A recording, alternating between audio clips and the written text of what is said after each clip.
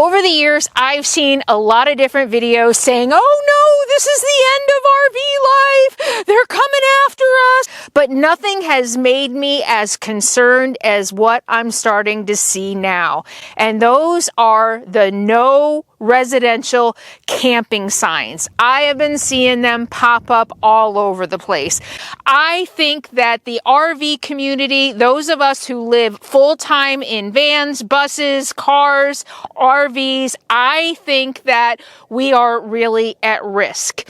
I saw a video recently by Maximalist Minibus Mary, a ranger backed by a sheriff, came into her camp and asked her that dreaded question. And I want to talk about that dreaded question that we're going to start getting more and more, how to answer it, and more importantly, what our rights are as people who choose to live in our vehicles full time. This is a must-see video for anybody who is already living a nomadic lifestyle or who is thinking about it. So stay tuned for some really important legal information, and I'm going to coach you on how to answer that dreaded question. There ain't nobody gonna do it for you. Got to find your own.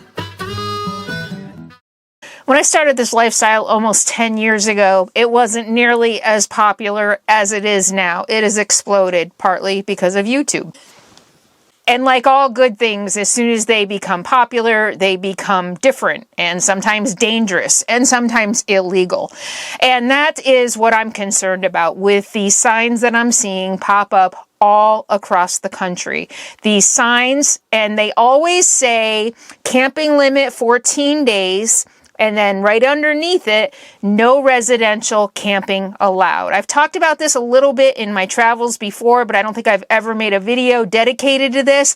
I want to talk about that today. What those signs really mean.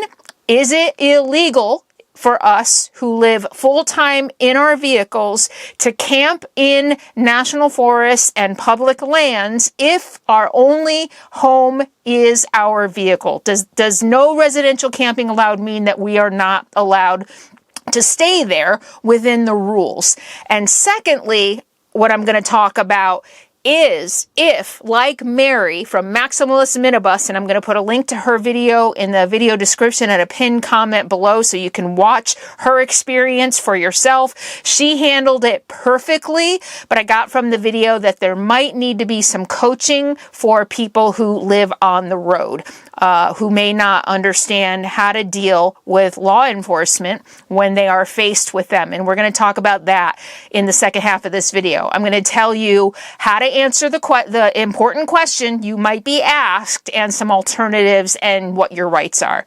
But first, let's talk about what those no residential camping signs really mean. Does it mean that if your only home is your vehicle, that you can't camp there? Short answer, no. There is nothing anywhere in any legal capacity or on any website that says if you live in your vehicle, you cannot camp on public lands. That would be, I think, illegal, and I think that that would be a constitutional issue. So they have not said that, and that's where the problem lies. These signs are, I think, intentionally vague. What these signs are really meant to prohibit is behavior. Not identity or lifestyle choice, but behavior. They are meant to say you're not allowed to stay past posted limits. You're not allowed to return repeatedly, to do a cycle, where you're leaving here for 2 weeks and then coming back and breaking that rule. And we've talked about that rule. Sometimes they say you can't return for 2 weeks. Sometimes they say you can't return for 30 days. I've seen places like in Florida, they said you can only camp here 2 weeks in a year. So it's really important when you are living this lifestyle to know what the rules are of the area in which you're staying. It also means you can't set up permanent or even temporary structures. That might be open to interpretation too. Does a tent count as a structure? I don't think so. right? Recreating means tenting. So I don't think a tent could be considered a temporary structure. And it also means not using public lands as a fixed address, which nobody does. You can't do that, right? You can't use a public land as a fixed address. So that's what these no residential camping signs really are about. But the confusion comes when, like I said, that's listed right below no 14 days. Because if you're not staying past 14 days, if that law is already in place, you cannot stay beyond 14 days. And then they say, oh, by the way, also no residential camping allowed, there seems to be some redundancy there, right? If I'm not staying past 14 days, why do you need to specifically call out residential camping as opposed to recreational camping? The bottom line is there is no federal rule or law that says you can't camp somewhere because you live in your vehicle.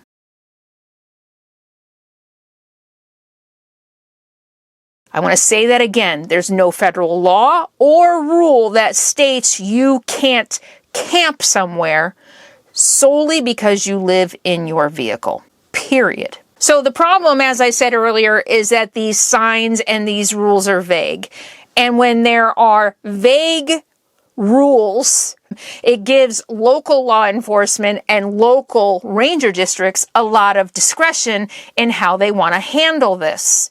And in Mary's case, it sounds like we had a pretty ego pumped up dude coming in, and you need to watch her video. I'm not going to give it away, but you really need to watch her video for how he approached her, because it was pretty gross and pretty manipulative and pretty dishonest, actually. So go ahead and watch that so you'll know what to look out for. But when local law enforcement or local ranger districts have discretion about how they apply these rules, then they can come at you and it can be pretty intimidating, right? Because you can be a little unsure of what your rights are. And that's what this whole video is about. So in Mary's case, the justification wasn't about how long she was there or any posted restrictions. This guy, this single guy, took it upon himself to say, you can't camp here because you live in a bus.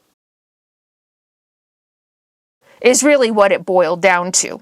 And not being able to camp here because you live in your vehicle and not being able to stay here because you broke the established rules of limits is not the same thing. Proper enforcement should sound like this. How long have you been here?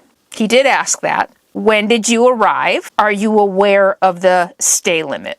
And your stay on a public land should not hinge upon whether one person, one law enforcement agent who actually is carrying a gun, but even then, your stay there should not hinge upon his or her approval of how you live. If you are abiding by the rules, where you live, how you live, is none of their business. Period. But you can't tell them that. Let's get to that in a minute. And this comes to the critical question that this law enforcement ranger asked Mary. Do you live in your bus? She wasn't going to answer. And here's the biggest takeaway from this video. You do not have to answer that question. Period. You do not have to answer that question. Here's the other thing. You can't lie either. You don't want to say, no, I have a house somewhere. You don't want to lie. Here is how, if you are approached, when you are living in your RV or van and you are approached by law enforcement on public lands, I want you to practice this because I want you to be prepared. I want this to feel as natural as giving them your name. Okay? Do you live in your RV? Don't lie and don't be combative. The last thing you want to do is get some jacked up. I almost said another word. I'll let you figure out what word I was going to use. But some jacked up, ego-driven LEO who's carrying a gun and cuffs. The last thing you want to do is get them upset. So you do not want to be combative. And again, if you need to practice this, if you're somebody like me and has a little bit of a temper, I have a little bit of a temper, especially when it comes to male authority. I have a temper. And so if you need to practice this in front of the mirror, go practice it in front of the mirror. You don't want to lie. You don't want to be combative, but you do not want to answer that question because it's none of their business. Okay. So here is how you answer that question. Do you live in your RV? So do you live in your RV? I'm traveling and camping within the posted limits. See? How easy is that? I'm traveling and camping within the posted limits. You could say, yeah, that's my vehicle and I'm staying here for temporary camping. One of my favorites is I have an address on my driver's license and it's an RV park, but one of the things I have been practicing to say is I have a place in Nevada. So do you live in your RV? Well, I have a place in Nevada and I have a place in New York. My mother's place, right? Period. And I'm traveling back and forth. I have a good excuse lately because I am traveling back and forth a lot to see my mother. And that is, I actually did have a ranger ask me in like, I don't know, some state last year or 2 years ago. And I said, yeah, I travel to New York every year to see my mother. And if you want to get buddy conversational, go ahead and, yeah, I travel for, in Mary's case, yeah, I traveled nearby for work camping and now I'm heading back to my place in Nevada, blah, blah, blah, blah, blah. My place is open-ended, as vague as the no residential camping sign, right? My place could mean anything. My place to park in the National Forest, my place to park in BLM, my place in an RV park, my place where my mailbox is. Again, we don't want to lie, and that's not a lie. Yeah, I have a place in Nevada. It's true. I do have a place in Nevada. I have lots of places in Nevada where I like to camp. So for me personally, that's one of my favorites. I have a place in Nevada. I'm heading back to Nevada after spending time with my mom in New York. Period. If they push it, well, that's not what I asked you. Do you live in your vehicle? I think that's when you fall back to that line. I'm happy to answer questions about my stay here. Is there a specific rule I'm violating? I'm happy to answer questions about my stay here. Is there a specific rule I am violating? And if he says you're violating the residential camping rule, again, we don't want to get combative. We want to keep our calm. We want to stay composed. If you have to, take a deep breath and ask, can you help clarify? I'm kind of confused. Can you tell me what I'm doing here that makes this residential camping? And be curious. My therapist taught me that. Instead of getting defensive and getting angry, be curious. That's still something I work on a regular basis. Oh, really? Can you explain to me what I'm doing here that classifies as residential?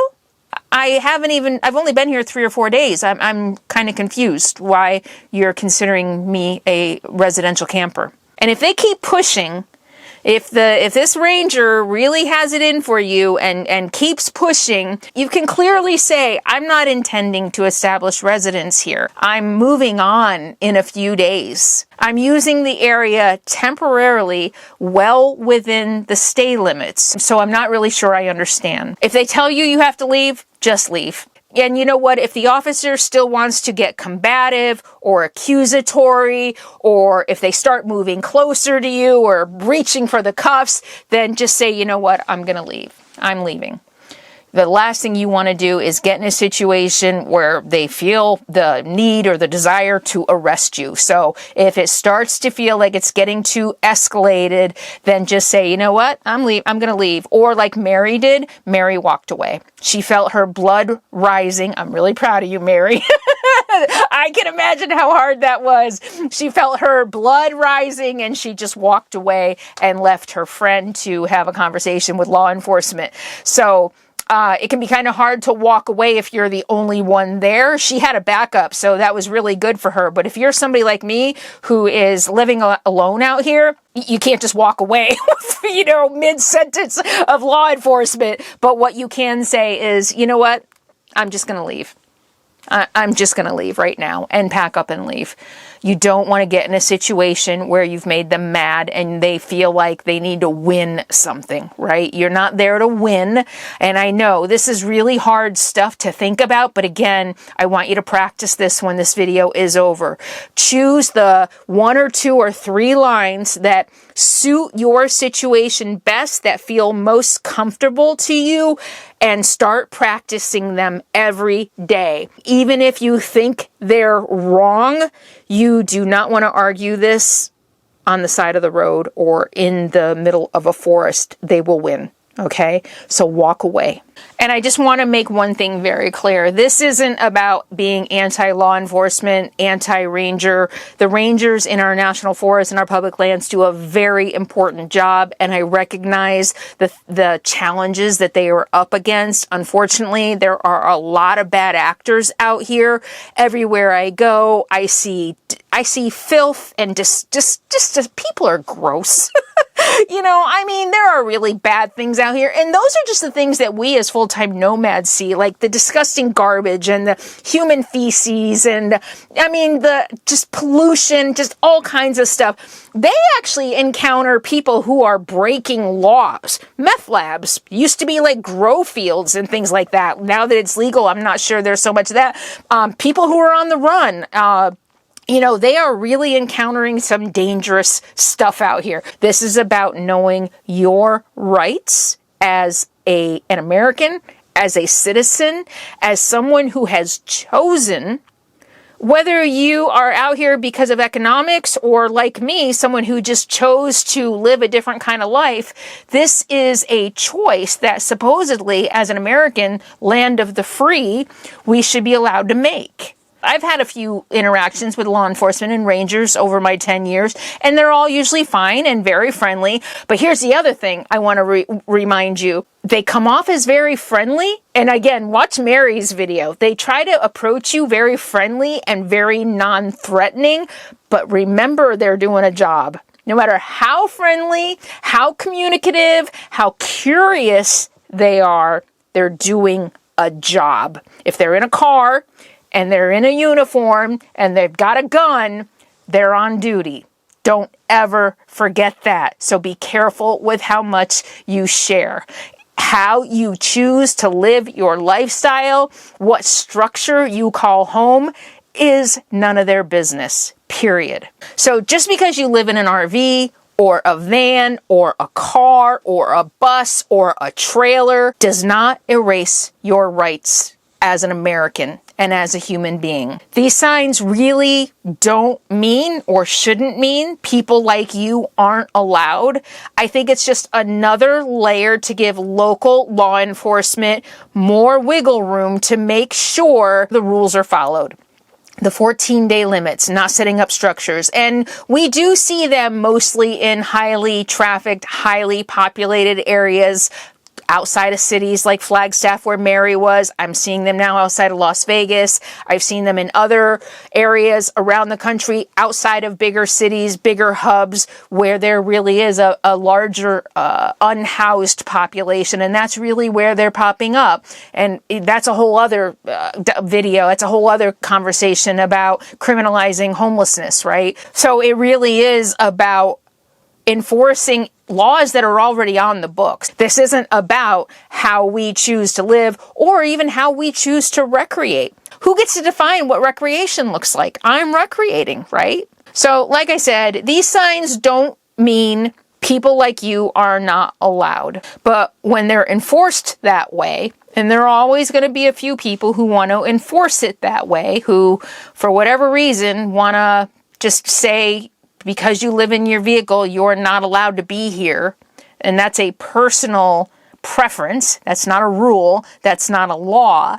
And that's when information like this matters. And not just information, but preparedness. So stay informed, stay calm, and don't give up your rights just to make an interaction easier. Know your rights. Share this video with everybody you know, because this is really important information. And thank you, Mary, for sharing your experience so that we can all be more prepared and learn from it. All right. Thank you so much for being here. I'll see you on Sunday. In the meantime, be happy, be free, and be kind. Stay safe.